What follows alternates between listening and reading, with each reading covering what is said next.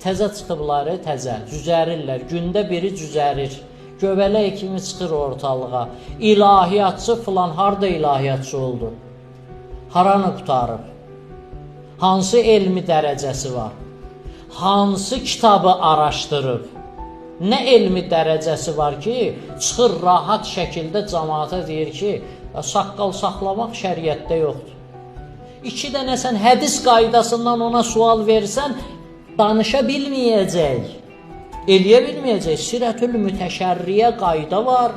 Yəni şəriət sahibinin dövründə insanlar bu saqqalla gəziblər, qırxmayıblar bu saqqalı. Bu saqqalın sən deyirsən ki, filan tibdə, nə bilim, nə gigiyenik belə filan, bəs tibdə ondan çox bunun xeyirləri var. Və ondan niyə danışmamısan?